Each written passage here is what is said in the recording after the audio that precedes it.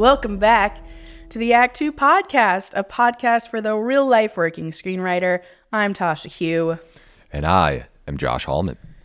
And apologies for reposting last week, but I was sick and I lost my voice. So even if I was sick, I still would have done it. But the voice part is really key to hosting a podcast. So this is true. I was also on vacation and I brought headphones because Josh and I were like, we'll play it out. We'll see how it goes on the weekend. And even though I was in Nashville, living it up with some country music, maybe I could talk and do a podcast. Yeah, I think you and we podcast under any condition. And even we were going down to the final minute to see if you could do it or not. It's true. And when you're gone, you're on vacation, I try not to bother you, but during the entire time, I'm also kind of like just one text message away from sending you a note idea, a check-in, a gut check on something, and I don't do it. I didn't do it for the last 2 weeks. Yeah, because the weekend before that, my husband came out to visit me. But you can do it anyways. I know. Although I guess maybe not what Paul would appreciate, maybe not, but I don't know. It's just, this is our life, man. This is it. But we had no podcast. No. We're back now. I know. I've missed you. I've missed you as well. I feel like we have so much to discuss. Can I, before we do though, say I also like your outfit again today. The black beanie, the pink sweater. Listen, is really doing it. I don't know what's going on. It was really cold, and it is cold, and so I put this beanie on. And now I'm just bundled up in the back. And then this is actually, can I just rant on something for a second? Yes, please. Here's what I want to talk about for the last 2 days that's happened to me. Yesterday, dropped my daughter off at school. I saw a car accident happen right afterwards. It was right in front of me. I got out to go help the guy. There was smoke everywhere, so I'm trying to get this guy out of his car. The guy ended up being a little crazy inside of his car. I thought something was going on, but he got out. What was he doing inside of his car, Joshua? He was hitting himself in the face and clawing at himself and then clawing at the airbag and ripping it like a caged animal out of a movie. It was insane. I don't want to make light of it because it was to the point where the guy next to me was like, something's happening to this guy. I thought he was turning into something. I was like, oh no. And I thought maybe there was some kind of medical condition happening, only to find out that I think he was on something because he finally lowered his shoulder and broke himself out of his own vehicle, which was this Tesla, gets out of the car, starts screaming at us. And for some reason, this freaking guy singled me out, and he was wearing a white shirt and boxer shorts, a torn white shirt. And he started to chase me. And so I ran from a guy.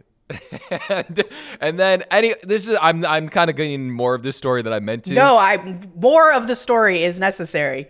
Details. So I end up running from this guy. Meanwhile, by the other guy I was with, who was somehow recording and also trying to call 911. 911 wasn't answering for him. So I was on the phone with 911 while I was being chased.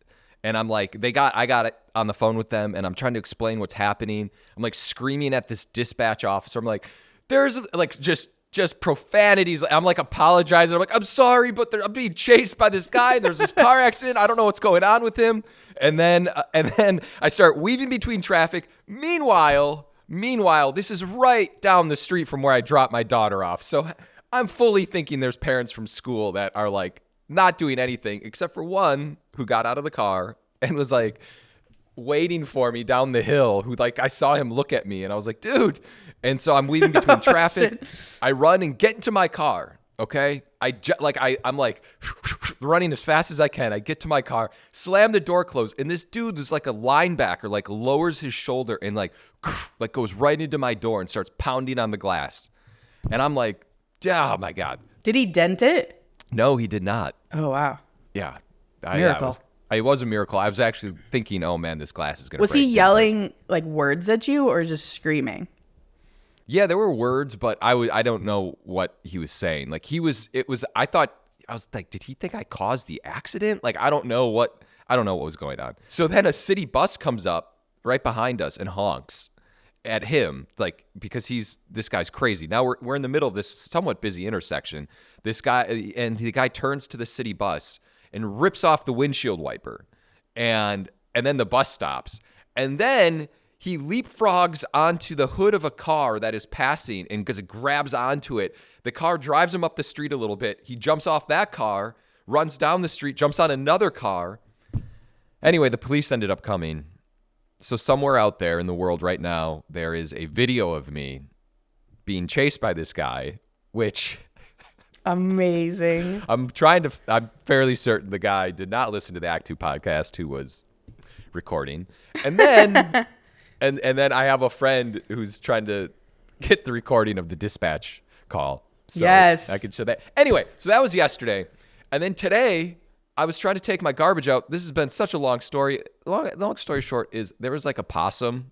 There's like a family of possums. Uh-huh. The climax of this story is possums? What I'm getting at is I have been on edge for the last 24 hours. I'm not in the right. Sometimes where you're just like, fuck it, man. Like, I'm not built for this right now. I just want to wake up, have my coffee, take my daughter to school, come home. Right. Can I just say it's so great that like you stay in shape. And usually it's because of like, oh, you want to be able to play sports and like hike with your daughter when you're older. You never think it's to run away from a zombie at the beginning of the zombie apocalypse. But this is real. I swear to you, I'm not joking. I clocked how fast he was compared to me. And there was a calm that came over me because I was like, there's not a chance he's going to catch up to me. Like, I just thought he was going to have unlimited stamina, which was what I was worried about. But sure. I was like, I can outrun this guy, and I'm certain of it. So, anyway, Tasha. That's amazing. That's kind of a story. This is a long one. That was great. That was fantastic. So, this week in writing? This week in writing?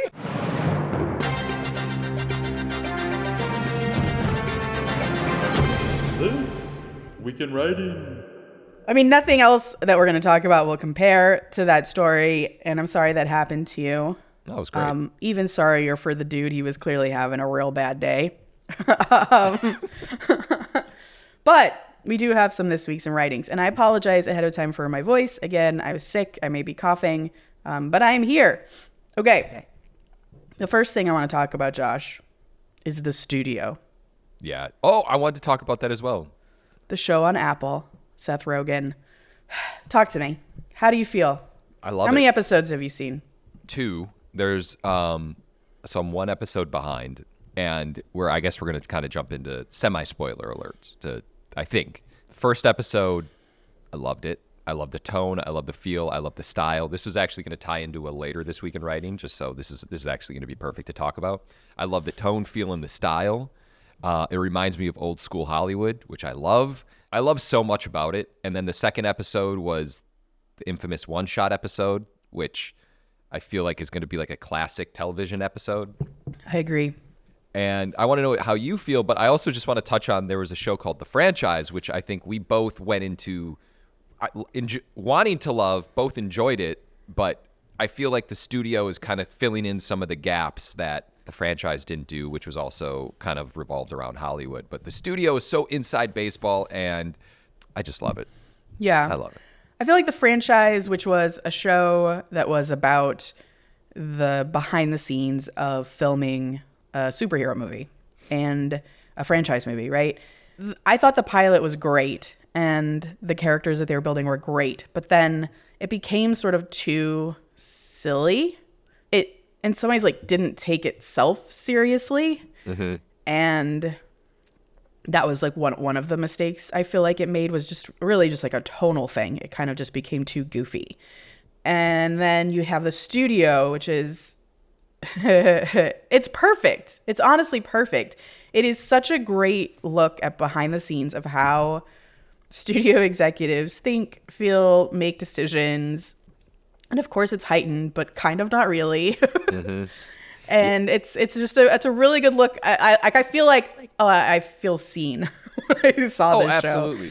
I think it's hitting all the Hollywood things for us. And I think it's doing a really good job about that. I think it's both making it terrifying and glamorizing it, which I really appreciate. But I love that it kind of has a character element. You know, it's the studio head that wants to do independent film who is now being forced into the studio system. And so it's this push and pull between his artistic sensibilities meets the modern day, you know, money-making machine sensibilities. So it's relevant, but also I feel like those guys, Seth Rogen always makes it about character.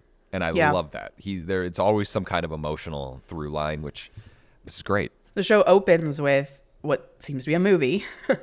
And then you find Seth Rogen on set as a studio exec. And then he's just a lowly exec. He's not the studio head when you meet him. And I think that's kind of a cool way in, because you're suddenly along with his journey and like rooting for him to be the studio head rather than starting with like the evil studio head. Right. Yeah. It's a really great exploration of character, but in a really fun way. I love it. It's so good. Can I quickly pivot to Severance? Yes. Well, I haven't seen the second season. Well, that's too bad. So you can't really pivot. Oh, okay, fine. I will not talk about it. I will not talk about it. I know I'm late. Oh, man. I had such a good topic on it, too, that you would have just really appreciated. Damn it. Save it for when I watch it. Okay. There was one other thing I wanted to talk about. There was an article I sent you, and it was a Variety article that was basically exploring new ways to bring audiences into movie theaters. And it is insane in the sense that it's like texting's allowed. Are there going to be sing-alongs? Can people smoke weed in some of these places? And it seems like, and I will include the article, and in addition to that, our boy Dan Kunka had a great thread about this on X, which he responded to this article about the movie theaters, and he wrote, "It's not that fucking hard. Number 1, make movies matter. 90-day theatrical window, F streaming. Number 2, cut prices, no tickets over $12. Number 3, make more movies, give everyone a new option every weekend." Yep. And he goes into a few other things, but I felt like, I think it really touched a nerve with a lot of different people, but it does seem like they're overcomplicating these things. We talk about theater-going experiences often. I don't know why this is so complicated. It's just like, make a comfortable viewing experience, start movies on time-ish. Yeah. That's all. What do you think? Would you go to a movie theater that allows, if they're like, yes, we encourage you to text, or we encourage you to sing along, or smoke weed, or smoke something, or any, like all of the above, any of that, what do you want in your movie theater? I mean, I want everything that you just discussed. I want comfortable seating. I want the movie to start on time. I want multiple choices. This week is actually a really good week for movies. There are a lot of choices, so that's really exciting. But we'll get into that in a second. Yes. I avoid sing-alongs like the plague. I hate them. The texting one is interesting because I just also read an article. I think they did this in China or Japan. I forget. I sent you the article as well.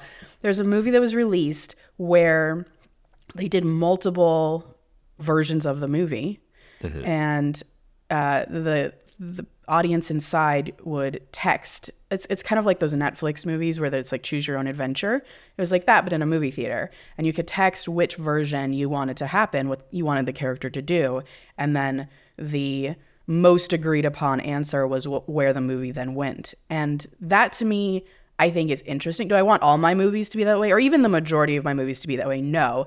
But we've always talked about movies as being a collective viewing experience. I have never been in a collective viewing experience where we all get to decide the character at the same, like that's really interesting to me.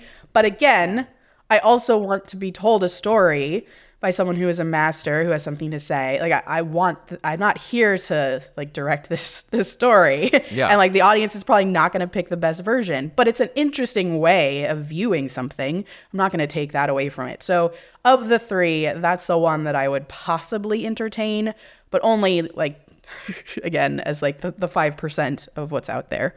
All right. What about you? You wouldn't pick any? No, absolutely none. So stupid. I don't want to choose your own adventure movie. I want to sit down and watch a movie. That's it. Yeah, I agree. Just give me some snacks. Give me a chair. Yeah. It's not that difficult. I don't really know why not. this is like overcomplicating. Everyone overcomplicates things. This isn't that difficult. Okay. That's all I got. I'm not doing my severance thing. Let's hear yours. Okay, my last one is, it's a little bit outdated now, again, because I was sick and I apologize. But the Nicholls Fellowship has made a pretty big announcement that they are partnering with the Blacklist, and they are partnering with colleges, and they're kind of changing up, not kind of, they're changing up the application process and the decision process, but also I think like the post-winner process. And to be honest, the article in IndieWire was a little confusing. So I apologize. When I get more clarity on understanding this, I will report on that. But essentially, the Academy has paired with, AFI, CAPE, Chapman University, like all of these universities around the world, by the way, Tokyo, London, Oxford, to basically like read for them, it seems like, Oh, wow. and to like be the first line of defense, I guess. And you apply through the Blacklist, which is like everything is now pointing to the Blacklist, which is go Franklin Leonard. But you apply through the Blacklist now. And I don't know if that means that the entry fee is more or less. I'm sure for now it's probably the same, if not less, in order to bring more people in. But who knows how that will play out in the future. And then these universities, I guess, read your scripts, and they're the ones who get through it. And then the winners that are reviewed will go to Academy members, who will be the final review process. And then if you win, you then get a mentorship with this Academy member to potentially like build your next movie, to write your next script. And that's pretty amazing. Oh, wow. I feel like when I was trying to get onto the Nicholls Fellowship, or get the Nicholls Fellowship, that wasn't what was offered to me. What was offered to me was just like money and a dinner, and like your name in the trades, which is all big, but not an actual like mentorship or actual literal fellowship. So now they bought into that idea, which is great. There's some positives there, and I think some weirdness there, but that's sort of where it stands. And we were all waiting, I think, for like when is the new deadline this year for the Nicholls Fellowship, and they came out with the deadline as well as this new setup. So I'd be curious out there for all of you who are applying to the Nicholls Fellowship, how do you feel about this new structure? How do you feel about how the Blacklist is taking in scripts? Please, I would love your feedback on that. Yeah, I think because you and I are always so curious about different ways, because we had asked a lot, and I'm curious about it as well, is like, what's the entry point and how do people get into the system in Hollywood? How do you meet mentors? How do you get your script read? All the things. And Nicholls was one of those avenues. And so I don't know. I don't know what the general feeling is about how people feel about getting their scripts out into the world. I don't know how I feel about this Nicholls change either. I got to think about it. I got to read a little more about it.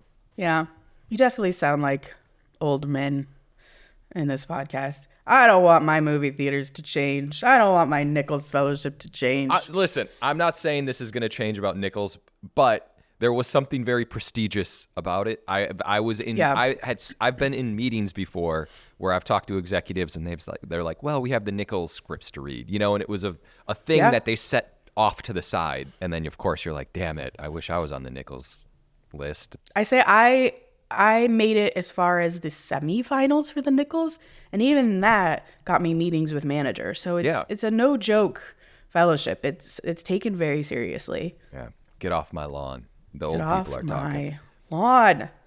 All right. That's all I got. Okay. We're going to start with our newest segment. Maybe one of my favorite segments. Are you excited? Are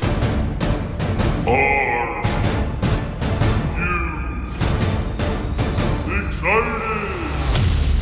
For those of you who haven't listened in a while, this is a new segment we're doing where we talk about the next month's movie releases and are we excited?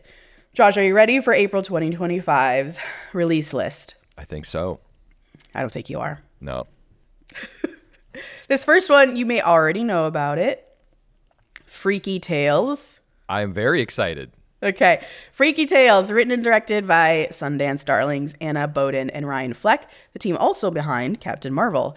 It stars Pedro Pascal, Ben Mendelsohn, and who else? Jay Ellis, man. Jay Ellis. This is an action comedy about 4 interconnected stories that take place during historical events that happened in 1987 in Oakland, California. Fun fact, one of the executive producers is Too Short, a hip-hop artist from Oakland who got his start in the 80s, and it's named after his 1987 single. And part of this fun fact is that I went to college in Oakland, but that I don't really love it. Wait, what? You went to college in Oakland? I did. Yeah. I did. Tasha. Okay, never mind. Keep going. I've known you for a long time, and that was not part of the story. I went to college there, and I don't love Oakland, but Anna Boda and Ryan Fleck were both born and raised in the area, and they have a great affection for it. So this is actually a very personal story to them with an amazing cast. It sounds really cool. This came out April 4th. A Minecraft movie. Yeah, very excited. Are you excited? Okay, written by Chris Bowman, Hubble Palmer, and Neil Widener. Directed by Jared Hess. Starring Jack Black, Jennifer Coolidge, Jason Momoa. Obviously an adaptation of the Minecraft game, which has no story, so this could be anything. That's what excites me about it. Fun fact, bought tickets for myself and my daughter, who then told me she didn't want to go see it with me, and she's now going with her friend. Excited. Oh no, it started. It's like this avalanche. Yeah, no, the ball is rolling down the hill. I'm so sorry. Are you going to go by yourself or just not go? I'm not excited. I'm taking it back. Okay. Fun fact. That's maybe more fun than that. My first job as a professional screenwriter was a movie for Warner Brothers. I was given a blind deal there through a partnership with the Blacklist. There's a whole thing about what a blind deal is that I'm not going to get into. Ultimately, the movie that they paid me to write was this idea based on a one-pager that a non-writing executive producer of one of their really big franchises at the time had written up, because he was also trying to, get the next job and be the producer of the next big thing. So as part of my blind deal, I met with him and I read this one page and I was like, this is fucking cool. It's about video games. And so I developed a pitch based on his treatment, and that's the pitch that they ended up buying. And I wrote this movie. I did a terrible first draft. It was like a $300 million movie. It was ridiculous. And then I brought it down, and in the revision, I saved my ass, and they loved it. Nice. But right about when they were reading it to give me notes is when Steven Spielberg got attached to Ready Player One. And my movie, which is a video game movie, is about a guy who goes into a video game in order to save his ex-girlfriend, only to find she had saved herself and he actually needs to be saved. And in the process, he pairs with this like barbarian in that world. And it was just really fun to like be in a video game in live action rather than like he goes into the video game and it becomes animated. It was live action still. So you get the double jumps, you get the giant swords. It was just really fun to watch. But Steven Spielberg was doing Ready Player One, so they had their guy goes into a video game movie. However, the studio had liked my script so much that he was wondering, do we repurpose this to be a Minecraft movie? Oh. Because like I said, Minecraft has no story. You can just kind of slap anything on it, and as long as you got the world of blocks and you can destroy and build anything you want, like you're good. So I'm cautiously optimistic. I don't know. It looks silly to me. Maybe potentially too silly, unlike a movie like Jumanji, which actually feels like it has character arcs and development. Yeah. But I will see this for sure. Okay, next one. That came out April 4th, by the way. Next one is The Friend, written by Scott McGee, David Siegel, and Sigrid Nunez, directed by Scott McGee and David Siegel, starring Bill Murray and Naomi Watts and Constance Wu. I know. This is a story about a writer, Naomi Watts, who adopts a Great Dane that belonged to a late friend and mentor. It came out April 4th. Josh, are you excited? I guess. I mean, I'll see it on streaming. Yeah, that feels like a streaming one. This is my fun fact, it's based on a 2018 novel by Sigrid Nunez, so it is an adaptation. Okay, next up is Sacramento, a road comedy directed and co-written by Michael Angeron. How do you say his last name? I just realized in this moment, this guy, he's an actor. Angerano. Okay. You're asking the wrong guy. I'm sorry, dude. I know who you are. I've never pronounced your last name. Yeah. He also stars in it alongside Michael Cera and Kristen Stewart. Mini fun fact, AJ Mendez is also in this, and she is a wrestler who's also a writer and producer herself, and the wife of fellow wrestler and failed MMA fighter, CM Punk. Oh. Fun fact on this one, this film is produced by Josh and I's old buddy, Eric Fleischman. Oh, really? I don't know if he's my old buddy. I think it's more Dave's old buddy. More of an acquaintance. I just familiar with him. This releases April 11th. He's a buddy. He's an old buddy, Eric Fleischman. All right. I'll never forget a party I went to of his. Never. It's like one of those. It's just like it's a core memory. All right. Next up is The Amateur. Wikipedia describes this as a vigilante spy thriller, which is a genre I've never heard described that way, and I like it. Directed by James Hawes, written by Ken Nolan and Gary Spinelli, starring Rami Malek and Lawrence Fishburne. Are you excited? Yeah, I'm curious. I'm excited about this one. I saw it and thought it was a Netflix TV show, is what I thought when I saw the trailer. But I'm excited that it's a movie I can see in theaters. Yeah. Okay. Fun fact, this is based on a 1981 novel by the same name by Robert Lytell, which was actually adapted into a film in 1981. So it was like such a hit that it made immediately in Canada. Nice. And it starred Christopher Plummer. Originally, Hugh Jackman was set to star in this movie in 2006 with the writer of 24, the show 24. That is 19 years, folks. That's how long it can take for a movie to get made.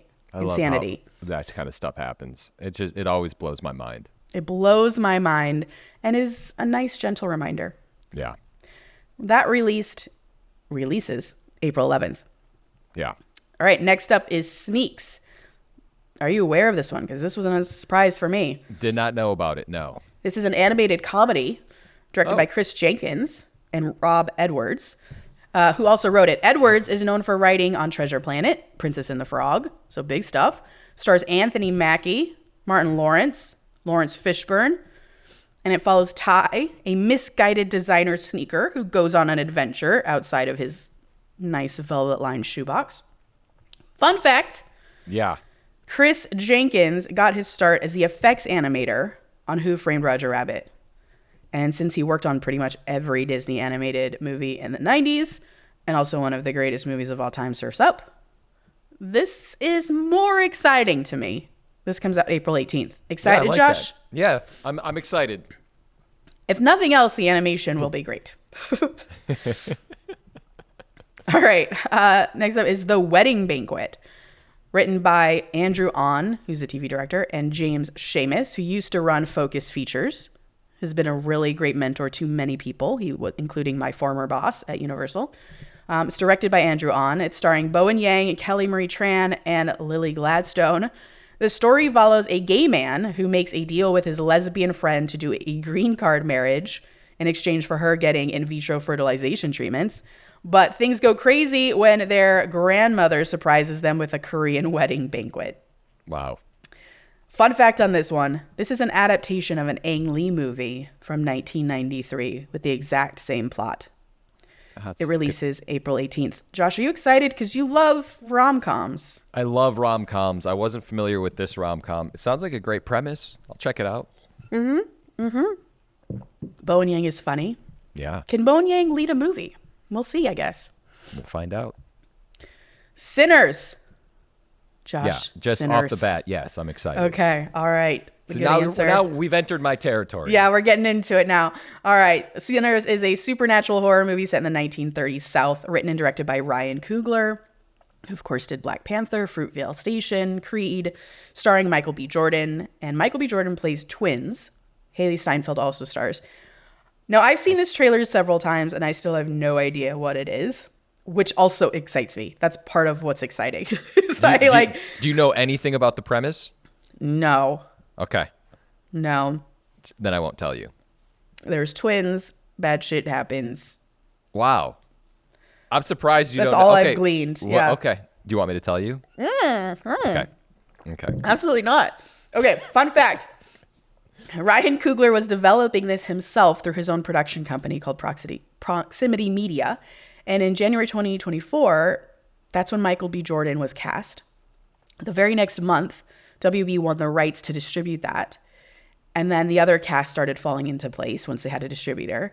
So that was all in place by May 2024, the rest of the cast. And then they started filming later that month, and then it wrapped in July. This is like the dream. This is the opposite of The Amateur, which took 19 years, right? This is to be this talented, to be this respected in the industry, to be able to put a movie together like this is the fucking dream. There's a little more backstory behind this that Please give it. No, because then it's going to open up the movie for you. And we're going to just, we're going to put a pin in this. Okay, and we will discuss this at the later in the month when the movie has been released. Yes. Okay, yeah, it releases April 18th.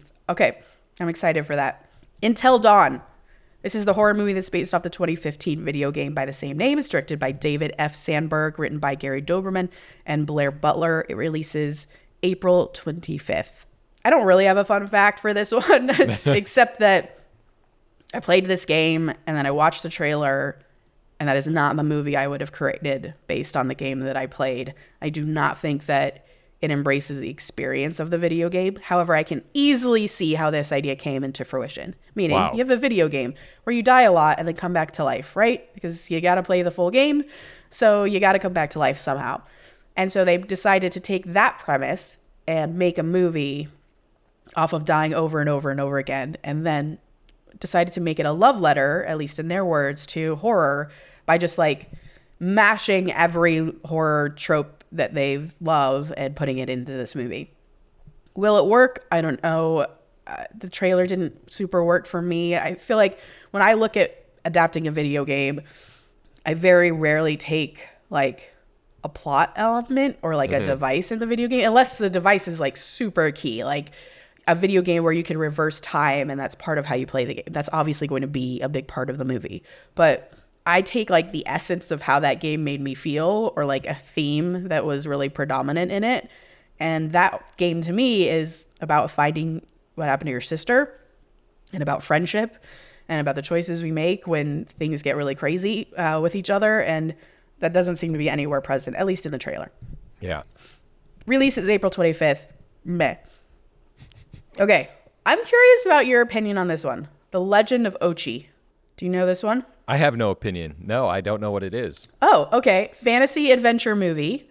Written and directed by Isaiah Saxon, who is a music video director. So this is his first movie, which I have thoughts about. But regardless, this is an A24 movie, which makes it even more interesting. It's like, a music video director. A24 movie. Okay. So I'm sure it'll be good because they pick good things.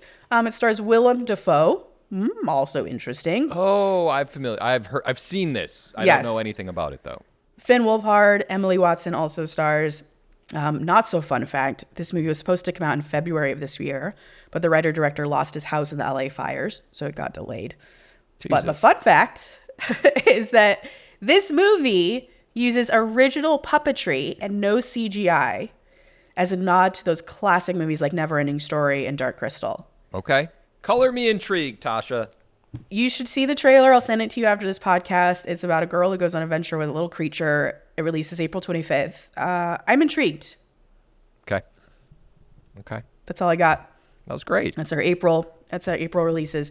Some pretty good ones. Pretty good ones. I think out of all that, Freaky Tales and Sinners will be the two movies that I will be. I'm surprised you're not more excited by The Amateur. You are a spy guy. Yeah. I've got some thoughts. Oh. Let me see it first, and then we'll discuss. Okay, TBD. TBD. Main topic today is we got a question from a writer that I thought would be interesting to talk about. And this was her question. She said she met with an executive at an event, where she pitched her script idea, like at drinks or something. And he was like, that's great. He gave her his email at the event. And she's now wondering, do I reach out to him or do I let my manager do the follow-up for me? Mm-hmm. Because she wants to build her network, but she also wants to be professional. So Josh, what do you think she should do? Here's what I think, Tasha. I think in instances like this, you always reach out to the person who gave you the contact. And this is actually tricky. In short, reach out to the person, because I think it's very important to start building your own network and know certain people, because you and I have talked about gatekeepers. I know that managers, I know that agents, they work on your behalf, but at the same time, you have to kind of secure your longevity. And, you never know what these relationships are going to bring in the long term. But I think once people start getting into like the business side of things, and maybe there's notes or you want to send a script or whatever it may be, you can always default to your reps and let them do the dirty work, and you don't have to be the bad guy or the annoying person who is nagging and trying to get answers. Did you read it yet? Did you read it yet? Yeah. Yes. Oh, sorry, that's my reps doing that. But we always talk about this. It's such a fine line, I think, to just kind of have these emails and have conversations with people you just meet, because it's so passive in Hollywood, and everyone's always saying, yeah, let's get together. Like, yeah, let me read your stuff. Yeah, let me do this. Let me do that. And I think we both know the truth that a lot of times those things don't come to fruition. Yeah. That's it. What are your thoughts? That was a bit of a pretty much the exact same thoughts. 100% you're emailing that person afterwards and saying it's so awesome to talk to you. If it's something he's asking for, like a document, then you say like, here's the thing that we talked about, would love your thoughts. Or if it's setting another pitch meeting, I would just say, like an official pitch, I would follow up yourself, say, it was so great talking to you. I'm so glad you really responded to this idea that I had.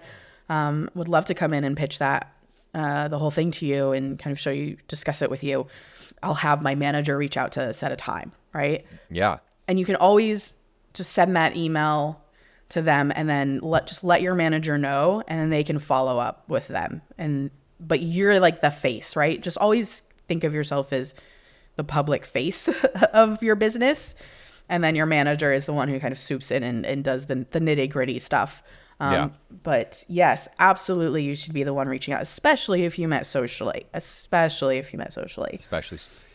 ties into, someone else I was talking to someone recently, and I think we've gotten emails about this. And this happens all the time, where someone's asking, how long do I wait after a manager requests to read my script? And you haven't heard back from this person in 2 weeks or 3 weeks or whatever it may be. And it's kind of like, what is the general timeline and what's the process in reaching back out to this person? I know this isn't completely related as a one-to-one, but, it overlaps in the Venn diagram of reaching out and putting yourself out there. So can we touch on this for a second? Yes, please. What are your thoughts about this? You send your scripts to someone, they finally say, hey, I'm going to read it. How much time do you give before you follow up and say, hey, have you read my script yet? I will do either 1 or 2 weeks, depending on, I don't know, I guess like my feeling. Mm-hmm.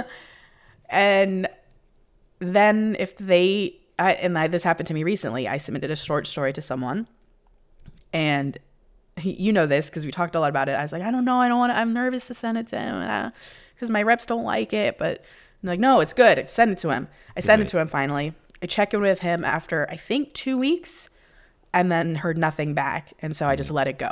Yeah. Because at a certain point, and it's hard, it's really, really hard when you are trying to make opportunities for yourself to let something go.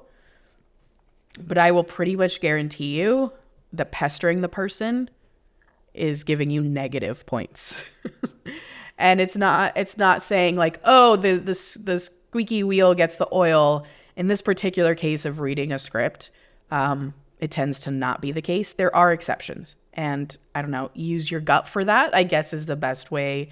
Because if the person genuinely, like, I am really bad at getting back to people because I'm just so busy and then I forget. It doesn't make it on my to-do list because I have, every other to-do thing that I have to do. I just got back. Josh, you know this. I went through my emails. I do this every now and again. I just like go through emails in a batch.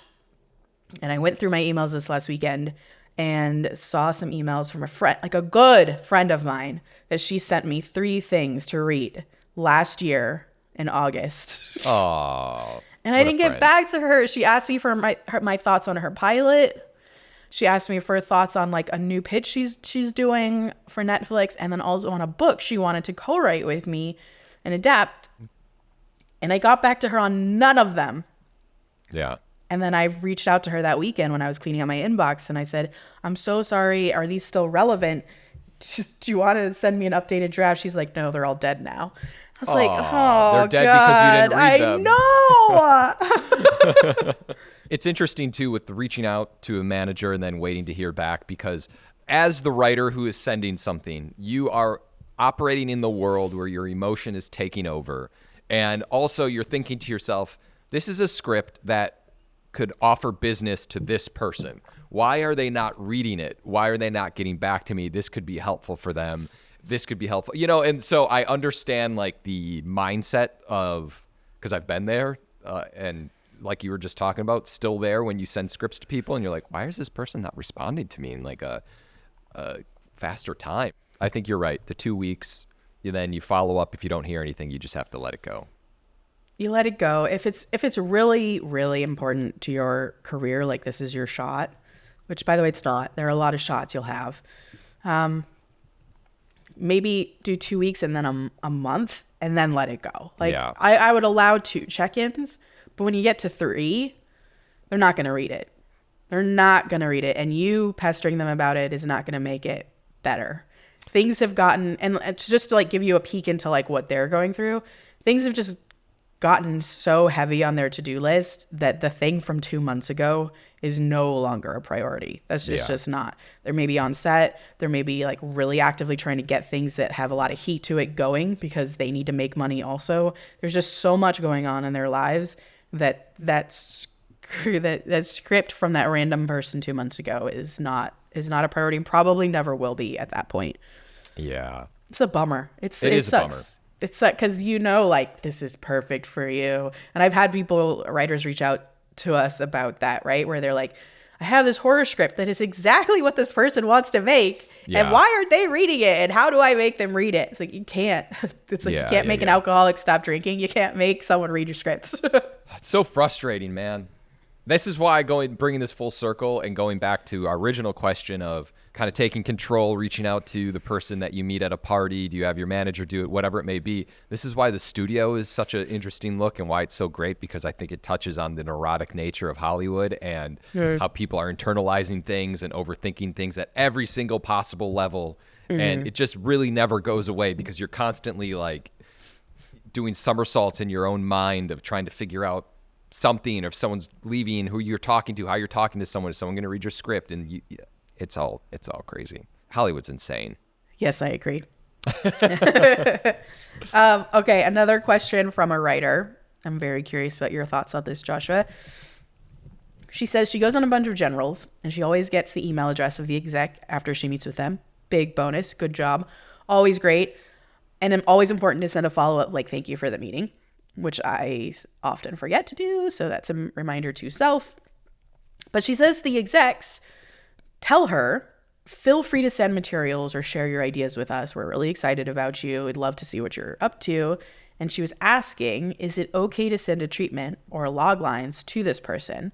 Because for her, she was worried about betraying her reps, whom she feels like they're sort of like the controllers of her career. And that if she goes outside that safety bubble that the rep has created, she's maybe doing something that she's not supposed to. Sure.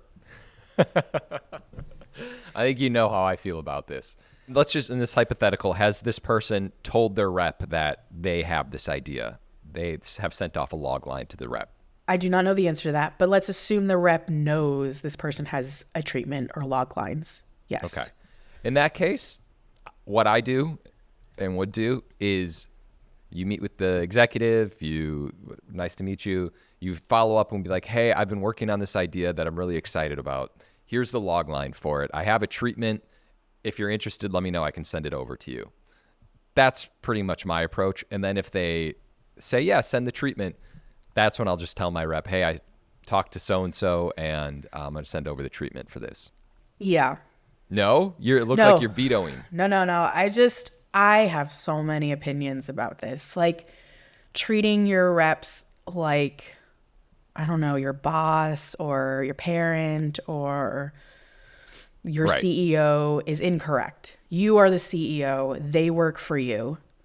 And I know it doesn't feel that way, but that is how you need to think about things.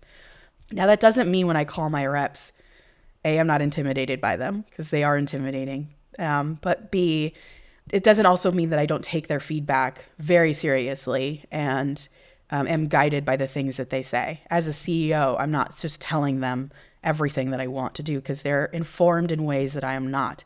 So they are important. The same way that as a director, you may be directing your film, but if you're not listening to your cinematographer and your first AD and your actor, like you're not doing your job correctly either, right? So that's one piece, to see yourself as the CEO. And as the CEO, you don't ask for permission to send these things. That being said, have I sort of, hey, called my rep and said, hey, so-and-so is like asking for this treatment. Do you think it's a great idea? Like, should I send that to them or should we like hold off until I go to the market? Like, these are like strategy questions, but it's never a permission question. If I want to send my treatment to someone, send your fucking treatment to someone. That's your prerogative. It's your treatment. It's your career. It's your connection. It's all you. So send the treatment. If you want to strategize whether this is the right thing to do, whether you should send a treatment or do a pitch, like, do you want them to have a document or do you want to wait till you have this pitch, like, or a script? Like, those are all legitimate reasons why you would talk to your rep about this thing.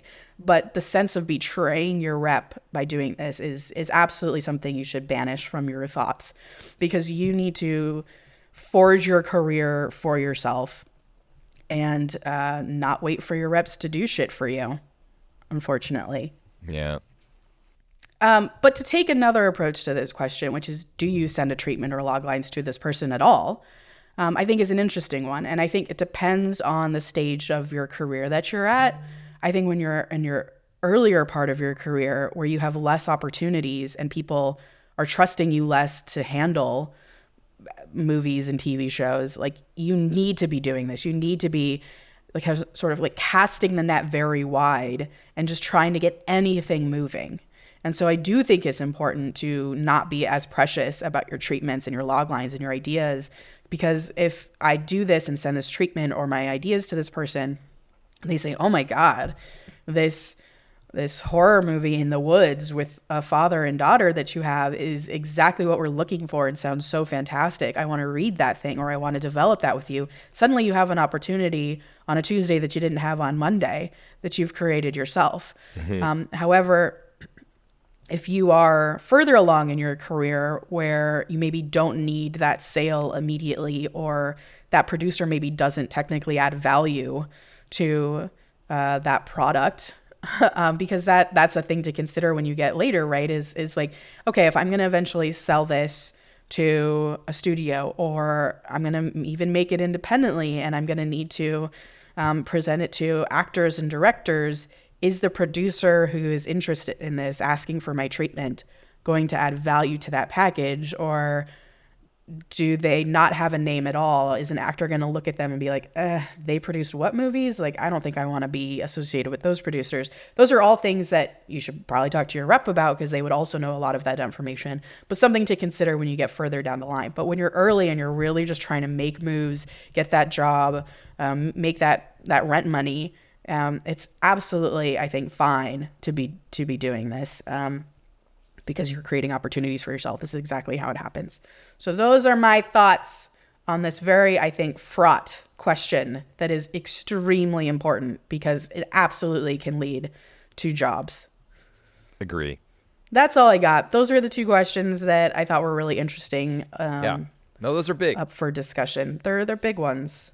Those things are always circling in people's minds, and it's a matter of just being productive on your own. I think is always, and it's a fine line because like you were going back to it's not a fine line, but you get in your head about treating your reps a certain way or you treating an exec a certain way. And you're always, this is just, entertainment industry is tough, man, because you're so vulnerable with your stuff that you're taking out there. Yeah. And you don't know if when you're sending something, if you're rushing it. Like that's why there's a benefit to waiting on things because, I'm sure we've both sent things to people that deep down inside we were like, shit, I should have taken another pass on this. Yeah, I've definitely had my rep say, my manager say to me, ooh, don't send them that. That's not ready. Yeah. It's like, what do you mean? You don't think it's good? You said it was good. I said it was good. It's not ready. Yeah. Yeah. All right. Well, it's good to be back, Tasha. It's good to be back. I'm going to go rest my voice now. Please. Sorry if I ruined the podcast with my stupid voice. You did not. You graced the podcast. Quote of the day. I'm writing my story so that others might see fragments of themselves. Lena Waithe. Please remember to rate and subscribe. Follow us at ActTwoWriters for more awesome writing stuff. You can follow me, Tasha, at Story Thursday on Instagram or on Twitter at Tasha 3.0. I'm Josh Hallman on Instagram, Joshua Hallman on Twitter. And as always, the Act Two podcast is a production of Act Two, a network and support group for the everyday working screenwriter. This episode was edited by Paul Lundquist.